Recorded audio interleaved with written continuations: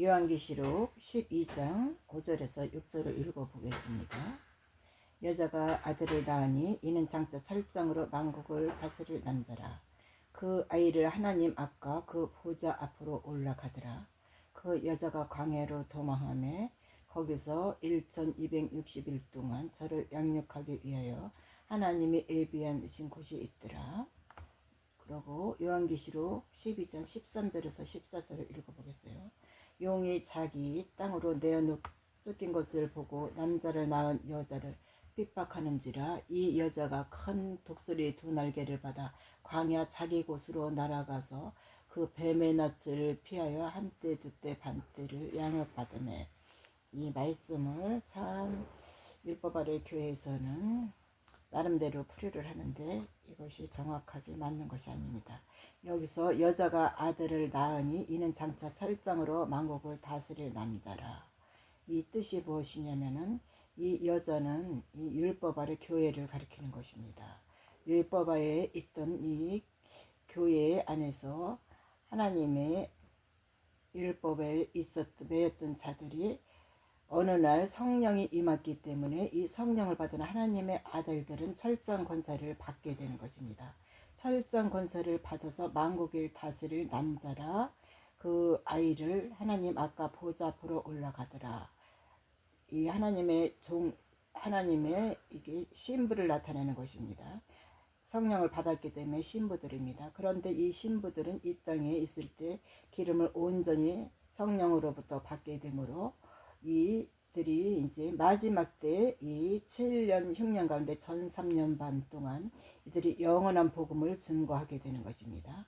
그래서 이 영원한 복음을 듣고 먹고 또한 이들을 또 깨닫게 한 자들이 이들이 누구를 깨닫게 했느냐. 영원한 복음은 이 7병여 기적의 7떡을 먹은 하나님의 아들들을 얘기하는 것입니다. 그런데 여기서 그 여자가 광야로 도망함에 거기서 1260일 동안 저를 양육하기 위하여 하나님의 예비하신 곳이 있더라.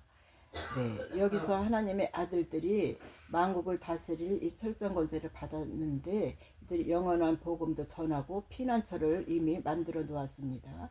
그런데 이들에게 영원한 복음을 전했더니 하나님의 아들들은 이제 휴거를 하고 난 다음에 이 종들이 피난처로 도망을 가야 된다는 것입니다. 여기서 여자는 율법 아래 있는 이 교회 안에서 종들을 가리키는 것입니다. 이들이 광야로 도망함에 여기서 1260일 동안 이들이 도망하지 않으면 안 되는 것입니다.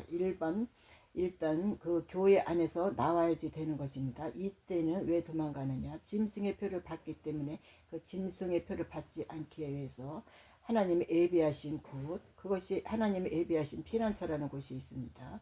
그곳으로 도망을 가야 됩니다. 그래서 또 용이 자기 땅으로 내어 쫓긴 것을 보고 남자를 낳은 여자를 핍박하는지라. 그 여자가 독수리 두 날개를 받아 광야 자기 곳으로 날아가 거기서 그 뱀의 낯을 피하여 한때 두때 반때를 양육하더라 말씀하시죠. 그래서 이 용이라는 것은 마지막 때 무엇이냐면은 짐승의 표를 말하는 것입니다. 짐승의 표를 이마나 손등에 치게 할 때 이들이 도망을 가지 않으면 안 되는 것입니다.